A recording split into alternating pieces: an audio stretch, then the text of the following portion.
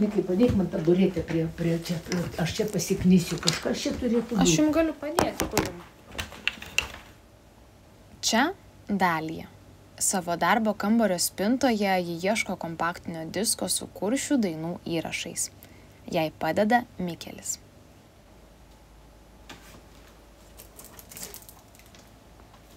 Kas čia? Čia Vėjų žemė yra. Va. Netgi neišpakuota. Dokumentinį filmą Vėjų žemė pirmą kartą išvydau 2016-aisiais Palangos kino teatre Naglis. Kino teatre, kuris dabar rekonstruojamas ir kuris niekada nebebus toks, koks buvo tada. Tuo metu man buvo 12. Aš ją žinau mintinai ir aš norėjau mūzai pasijuokti. 4-5 vyrai, aš kapitonas. Tai man iš tų kapitonų labai juokas imdavo širdį. Dalijos minimi vyrai Šventojoje gyvenantys kuršiai, Vėjų žemės herojai. Praėjus beveik 10 nuo filmo išleidimo, iš 12 filme pristatomų kuršių gyvi liko 8.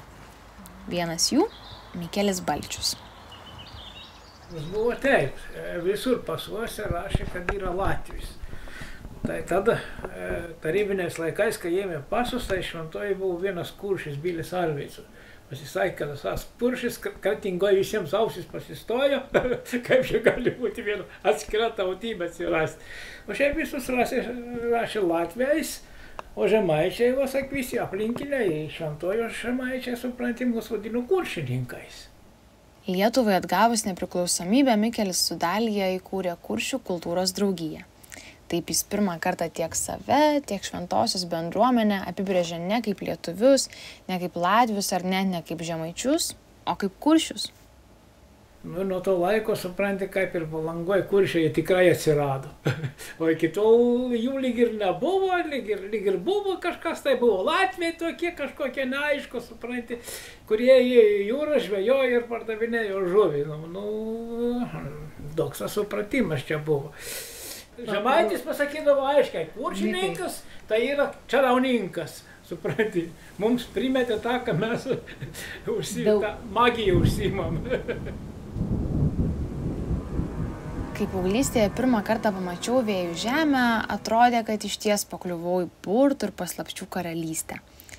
Greičiausiai toks jausmas kilo iš netikėtumo. Dalį filmo herojų žinau nuo vaikystės, tačiau niekada nebuvau susimąsčiusi, kad jie nėra tokie kaip mes. Kad jie ne lietuviai, o visiškai kitos etninės bendrijos atstovai.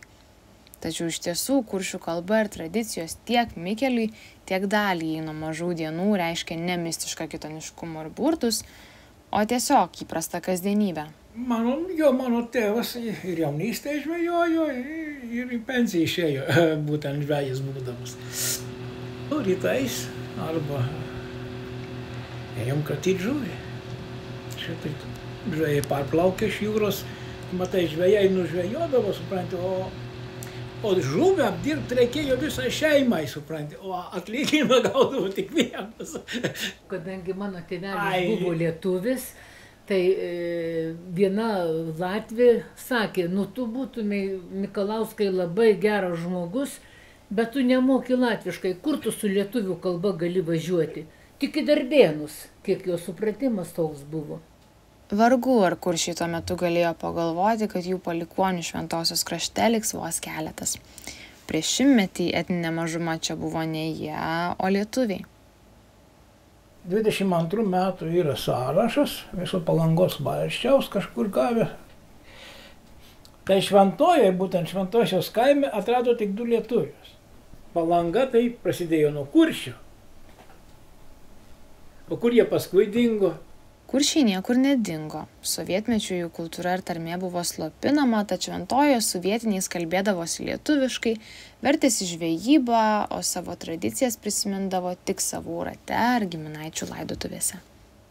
Kada atkūrė nepriklausomybę, kodėl kūrėm tą kuršių draugiją? Todėl, kad pradėjo tie senieji žmonės jaustis nustumti truputėlį, kadangi Lietuva, o jie aiškiai aiškina kaimynui, kad ta Lietuva čia nebuvo, čia buvo Latvija, iš istorijos tai tikrai ir žinom. Tarybiniais laikais, suprantate, kiek tie kultūros namai veikia, suprantate, mūsų senieji žmonės nedalyvavo aplamai kultūros namų veikloje. Nu, jaunimas, suprantate, ten pagaudavo vieną kitą, suprantate, bet ten viskas lietuviškai vyko, suprantate. Latviškai pašnekėti nebuvo kur. Krautuvėj lietuviškai turi prašyti, nuėlį kokią įstaigą, vėl turi lietuviškai visko prašyti.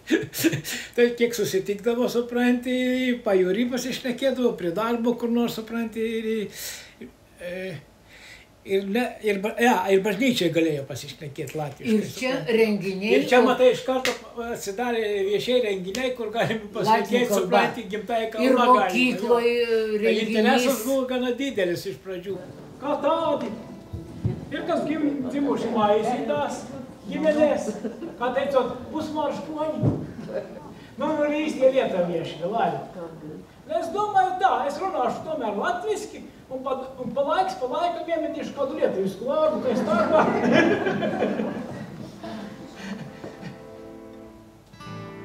Vaikų ateidavo, senimas ateidavo su savo vaikais, su taip ekspromtu močiutės senosios sudainuodavo, nu ir labai malonu, labai gražu būdavo. O dabar reikėjo matyti, kaip darė mokykloje tos renginius, kaip jie ateidavo iškilmingai, iškėlė tas visas skaras iš tų skrynių, kvepiančias dar tais vaistais. Ir čia mes, čia pas mus iš Rygos atvažiavo.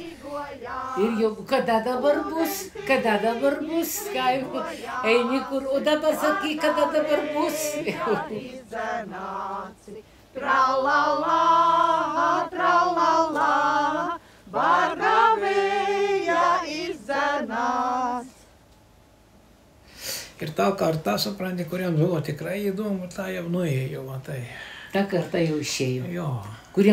Dėl kurių stengiamės, dėl kurių steigiam tą Kuršių pagrindę, kad jie galėtų pasidžiaugti savo kalbą, savo papročiais. O dabar jau. Viena močiutė iš tų dainininkių yra, bet absoliučiai nebegirdi. Dar viena yra. Ir sako, labai yra sudėtinga. Nebegirdi. Mes buvom ta jaunoji karta, kur organizavom, bet dabar, nebejau. Aš jau po 70 metų be 2 draugių nejudu. Gerai, kad dar mašina. Sakiau, aš su mašina ir į tualetą važiuoju. O vis tiek su lasdom kibu. O tie, kur buvo va tokie, kuriems buvo labai įdomu, jie jau išsisklaidė. Jaunoji karta pernelyg nebegyvena kompaktiškai. Dalis Latvijoje gyvena, kiti Vilniuje, supranti, Šiauliuose, Klaipėdoje, kur ir jiems susirinkti, supranti, nebėra akstino tokio susirinkti. Grįžta, matot, čia jie vietiniai buvo, čia užaugę. O dabar jie palaiko tą idėją, oi kaip gerai, tai kur daugiausiai susirenka? Į mūsų bažnyčią, į liuteronų bažnyčią, ant Kalėdų, ant Velykų. Visi ir ant Kalėdų, ant Velykų kunigas džiaugiasi, bažnyčiui tai būna 20, 15, o tada pilna, daugiau kaip bus apie 100 ir tokių visi sueina. Va ten tas kompaktiškas susirinkimas. Pie Dzintara jūras, kas kur zemi vīja, reiz vientuļā krastā tie tikušies bija. Viņš Daugavas laivniekas, kam strauji puks sirds un meitene jaunā, prieks acīs tai mirdz. Mēs sāderam kopā, tā laivinieks teic, un Dzintara jūrā mūsu laimite sveic.